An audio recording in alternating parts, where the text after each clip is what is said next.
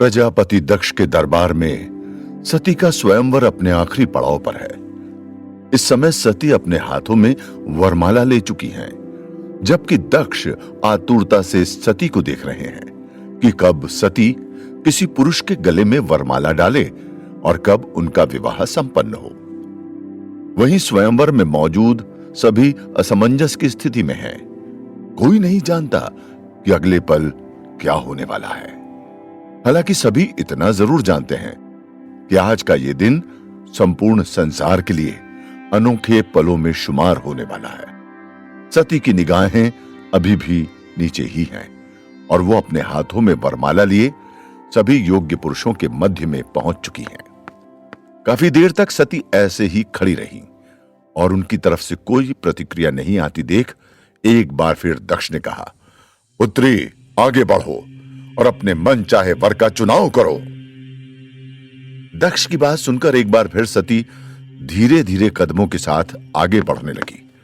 इधर स्वयंवर में उपस्थित सभी की सांसें जैसे रुक सी गई थी।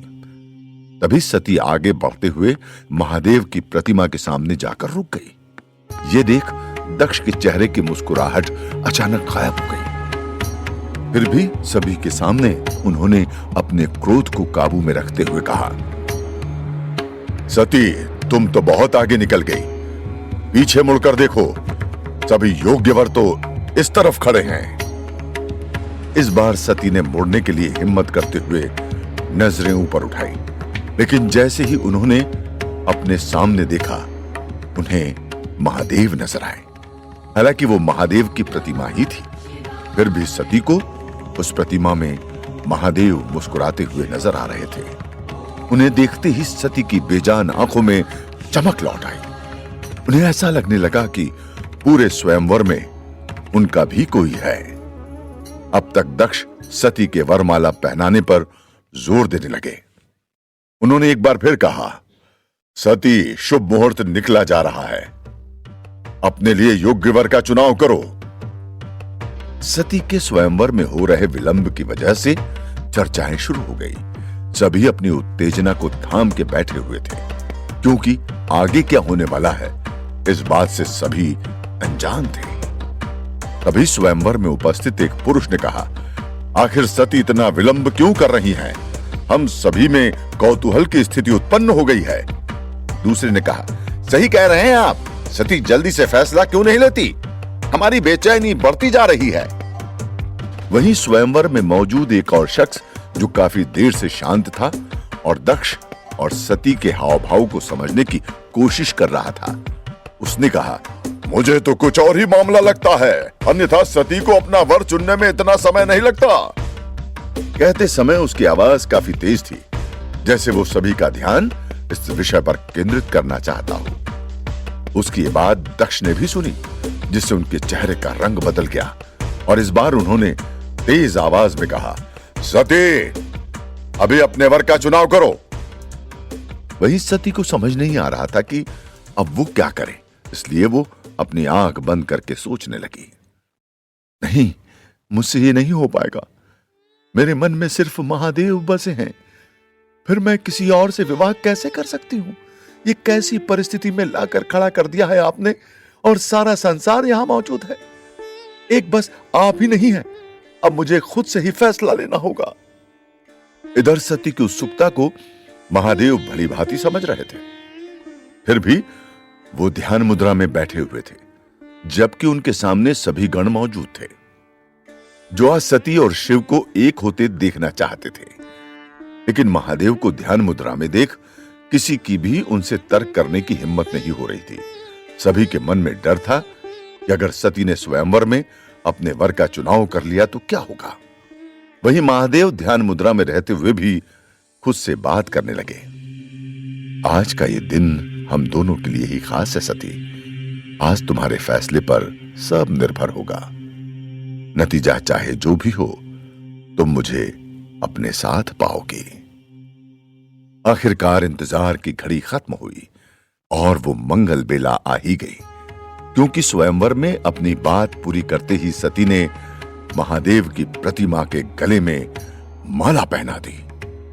यह अनोखा पल था सभी देवता और स्वयंवर में मौजूद सभी लोग अपने स्थान से उठ खड़े हुए।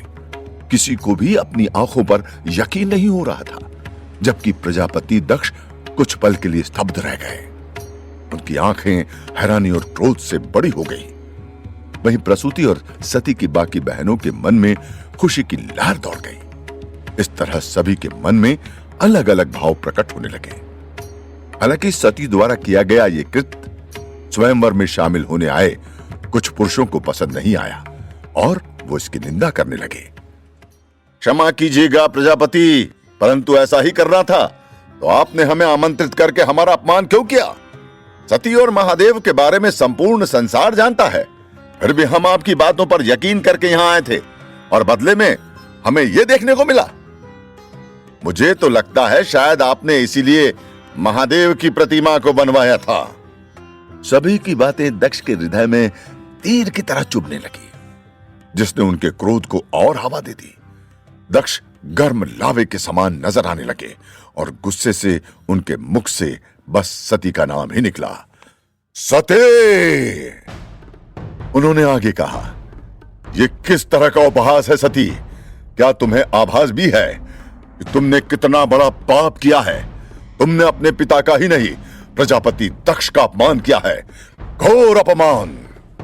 अपने पिता के क्रोध को देख सती कांपने लगी और मन ही मन में महादेव को याद करने लगी।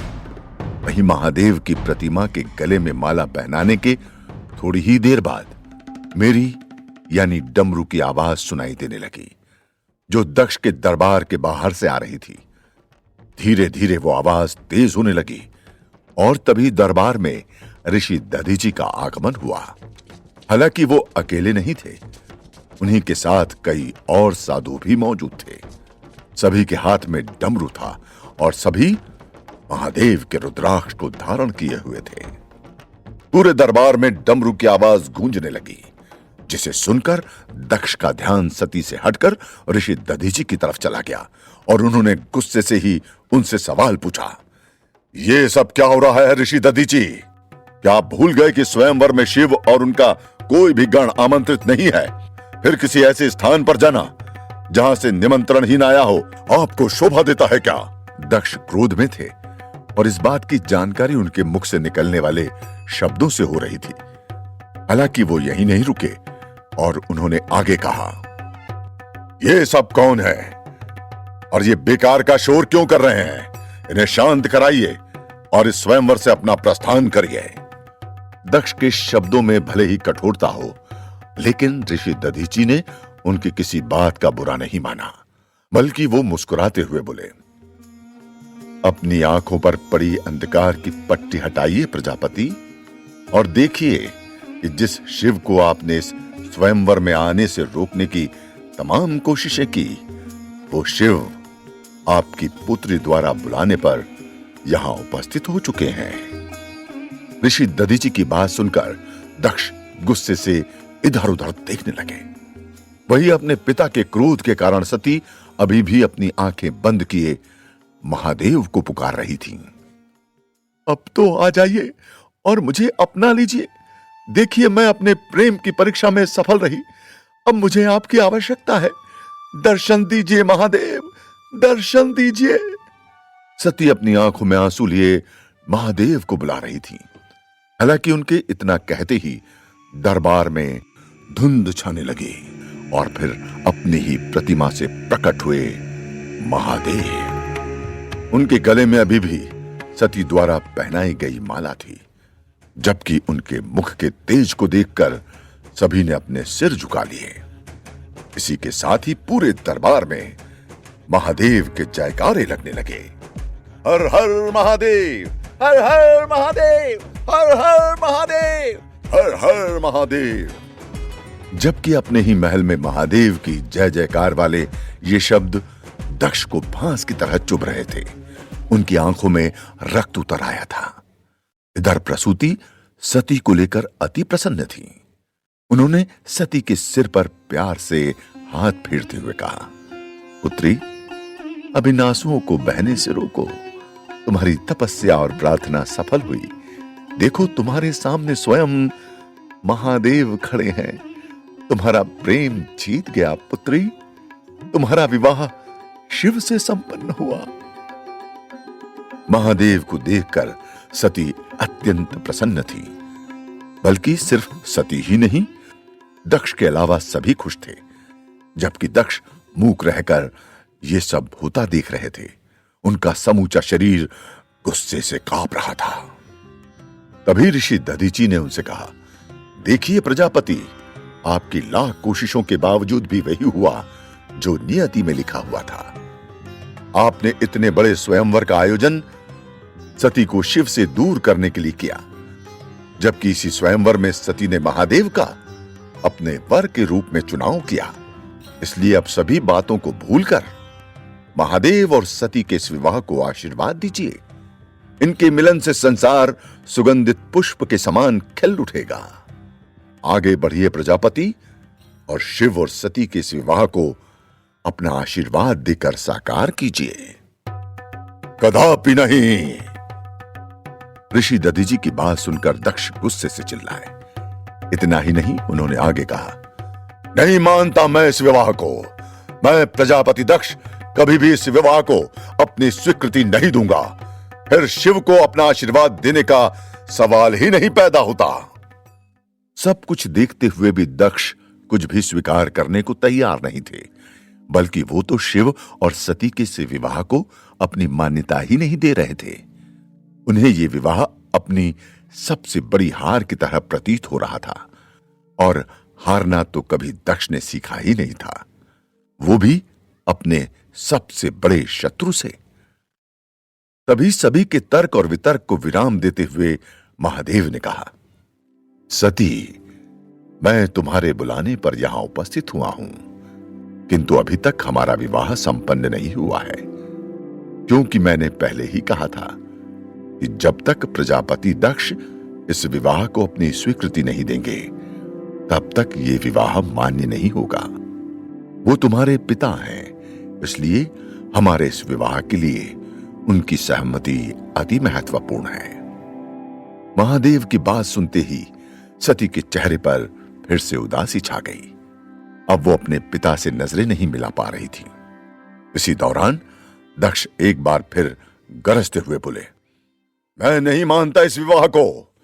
शिव ने यहां बिना अनुमति के आने का दुस्साहस किया है और धोखे से मेरी पुत्री को अपनी बातों में फंसाया है। यह भी शिव के बाकी छलों की तरह एक छल ही है। इसलिए मैं इस विवाह को अमान्य ठहराता हूं। हालांकि ऋषि दधीची ने उनकी इस बात का विरोध करते हुए कहा, प्रजापति, आपके ही सामने सती ने महादेव के गले में वरमाला पहनाकर उनसे विवाह किया है, तो अब आप क्यों इस विवाह को मान्यता नहीं देना चाहते? अब आप माने या नहीं माने, लेकिन नियति के मुताबिक शिव और सती का विवाह तो हो चुका है। मैं सब समझ रहा हूं कि क्या हो रहा है।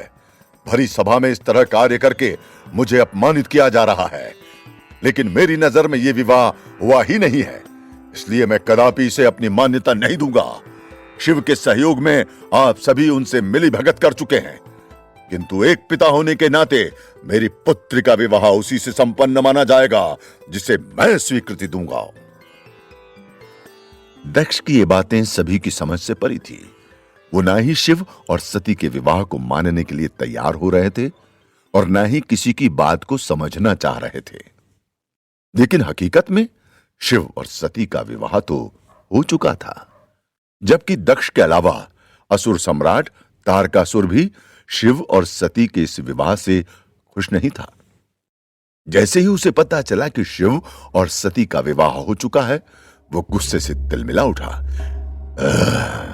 ऐसा नहीं हो सकता। शिव और सती के विवाह होने का मतलब है मेरा अमरता का वरदान टूटना। इसलिए मुझे कुछ भी करके इस विवाह को रोकना होगा, इससे पहले कि प्रजापति दक्ष इस विवाह को अपनी मान्यता दें। तारकासुर की बात सुनकर उसके सेनापति ने कहा, लेकिन सम्राट, हमें क्या करना चाहिए? अब हम वहां जाकर कुछ भी नहीं कर सकते, क्योंकि स्वयं महादेव वहां उपस्थित हैं, और यदि फिर भी हम वहां जाने का प्रयास करते हैं तो हमारा पतन तय है। सेनापति की बातों में सच्चाई थी, इसलिए तारकासुर हाथ मलते हुए शिव और सती के विवाह को रोकने की योजना बनाने लगे। इधर दक्ष के दरबार में अभी भी चिंता का माहौल था। वो अभी भी अपने हठ पर अड़े हुए थे। वही सती महादेव के समीप खड़ी होकर अपने पिता के आशीर्वाद का इंतजार कर रही थी। तभी एक बार फिर दक्ष ने कहा, ऐसा प्रतीत होता है कि सभी शिव के हितैषी बन बैठे हैं, इसलिए किसी को भी उनका छल नजर नहीं आ रहा है। किंतु कोई बात नहीं, आज यदि संसार की सभी ताकतें भी एक होकर शिव और सती के इस विवाह को मान्यता दे देती हैं, फिर भी मैं इस विवाह को अपनी स्वीकृति नहीं दूंगा। मेरा यह फैसला अटल रहेगा। इतना कहकर दक्ष स्वयंवर से जाने लगे और उन्हें रोकने वाला अब कोई नहीं था, क्योंकि वो किसी की भी बात सुनना नहीं चाहते थे। तभी दरबार में ब्रह्मा जी का आगमन हुआ। तेज रोशनी की किरणों के साथ ब्रह्मा जी प्रकट हुए। उन्हें देखते ही सभी ने उन्हें प्रणाम किया, लेकिन अब तक दक्ष अपने कक्ष की तरफ जाने के लिए मुड़ चुके थे। अपने गुस्से के कारण उन्हें अभी और कोई रास्ता समझ ही नहीं आ रहा था। तभी ब्रह्मा जी ने दक्ष को आवाज दी, रुक जाओ दक्ष। आवाज सुनते ही दक्ष भी जैसे मूर्ति बनकर खड़े रह गए और मन में सोचने लगे, मैं जानता था कि शिव अब मुझ पर आपके द्वारा दबाव डालने की कोशिश करेगा, लेकिन आज ऐसा नहीं होने वाला है।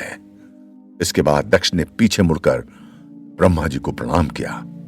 वहीं ब्रह्मा जी ने कहा, दक्ष, तुम्हारी ही आंखों के सामने सती और शिव का विवाह संपन्न हो चुका है, फिर भी तुम इस विवाह को अपनी स्वीकृति नहीं देकर अड़चन पैदा कर रहे हो। इस विवाह को सारा संसार मान्यता दे चुका है, फिर क्यों तुम उसके खिलाफ जाने का हठ किए हुए हो?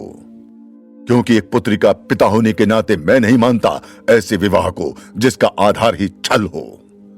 यह सब शिव की ही चाल है और इसके लिए मुझे विवश नहीं किया जा सकता। दक्ष ने जवाब दिया। दक्ष अपने पिता की बात भी मानने को तैयार नहीं हो रहे थे, जबकि सती और शिव का विवाह तो अब हो चुका है। लेकिन क्या यह मिलन दक्ष के लिए मान्य होगा?